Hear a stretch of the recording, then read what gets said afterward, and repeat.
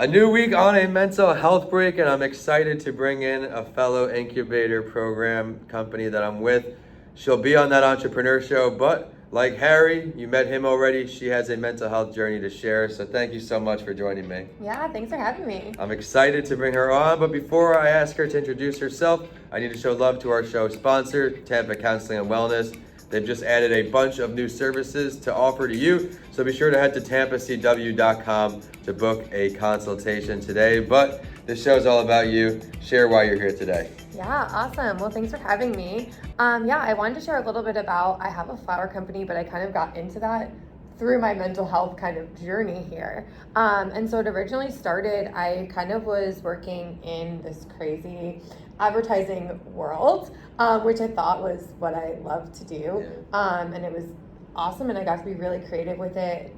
But the hours ended up being, we were sleeping in our offices. I was working like 80 hours a week, and I was just burnt out. And it kind of took a really big toll. I never struggled with like anxiety or really heavy stress kind of before.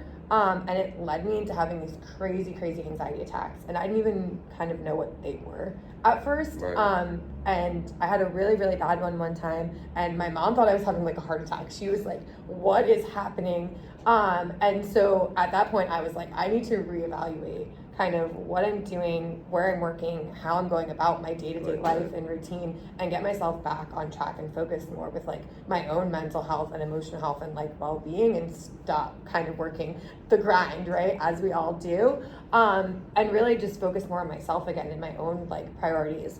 And so I took a step back, and I actually left that job and decided I was going to go on a lovely trip to Asia, as one does, right? And I was still working graphic design. I just kind of took a step back and decided I was going to kind of freelance and do stuff for myself. And while I was there, I was still kind of suffering with this anxiety and trying to figure out how to kind of manage it. And I'd been into the yoga space, right? And the meditation, but nothing was really like fully helping me there. And while I was in Asia, I lived in Bali for like 6 months. So cool. Yeah, which was awesome, and it was a journey in itself. Like a lot of exploration and a lot of things like came to be from being there. But my biggest thing was like just really kind of figuring out how to cope with this and how to really come back here the best version of myself and not lead this life of like stress and anxiety and overwhelm and causing myself to have these crazy attacks where I couldn't function. I was literally on the floor like convulsing and wasn't able to breathe. And so while I was there, I was working my graphic design still, and I absolutely basically just fell in love with how they used flowers like on this island, which is crazy because like we use flowers here, and like it was just that click moment where you're like, oh my God, it's something that you walk by or see a lot. Amazing. And you never take that, mention of it. And I just started helping out at like this flower shop. And what I realized was it was therapy. Like I had seen therapists, right? I had talked to people. It never really clicked. Right. It was always just kind of like, I don't know. I felt like they were always asking me what was wrong. And I was like, I don't know. I need you to tell me, right, what to do. And I started just working with flowers and creating arrangements. And it was like, I was in a different place. Like Amazing. It was so calming, so relaxing. All of those benefits from working with like nature and hands-on and creativity, being off the screens and all that stuff really was just coming through in such an easy, fun, playful, meditative way that I never realized before. And it really helps me to this day. Like obviously I work with flowers now, but it doesn't feel like overwhelming and stressful. And whenever I'm having like those moments of like where I can feel like the anxiety or like the tingling or something coming on, that's like was always a sign that my panic attack was gonna happen. I can just like know that I can stop and like go pick a flower or go for a walk outside and see a flower on the side of the road and just like literally just be with it or pick it or create something with it, and it brings me back to kind of my grounding and center and helps all of those emotions subside and go away. You said a lot of great things there. Like what works for some doesn't work for everyone. You mentioned yoga, meditation there. You found something that works for you. My meditative state is in the gym. I get in that same mode, and I've read a little bit about that. That does exist, and that is kind of there. But you touched on warning signs when things you start to feel certain things.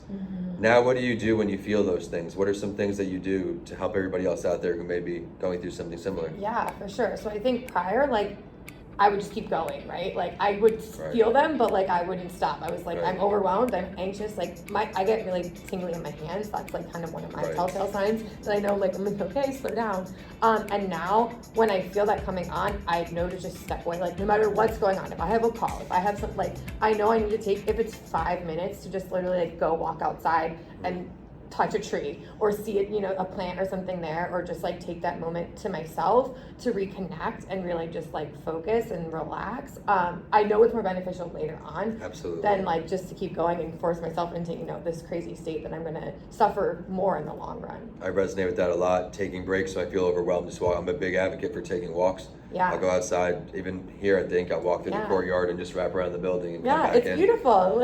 And a walk without anything. Like, don't bring your phone, like, don't listen to music, like, literally. That's a big thing. Yeah. Back on, it was maybe episode 6 or something, my friend Richie went to high school together, went to UT together. He's works in the hospitals. He said, when you go for your walks, leave your phone, take in the natural sounds, and just the sunlight alone, the vitamin D is very, very big. It's a huge mental health booster. She's crushed it today. I'm so excited. I got to learn this side of your story. Yeah. What are some things you do to improve your mental health? And I love how you highlighted that some things don't work for everyone, and that's okay. Not everything has to work for everyone. We don't like every food we eat. We don't like every style of music. Same thing goes with mental health techniques. She mentioned a few. Now I want to ask you for some more. Yeah, so I focus a lot on breath work too. That's a big one for me that I've got kind of through yoga and meditation. Like, you know, there's a lot of incorporation of that.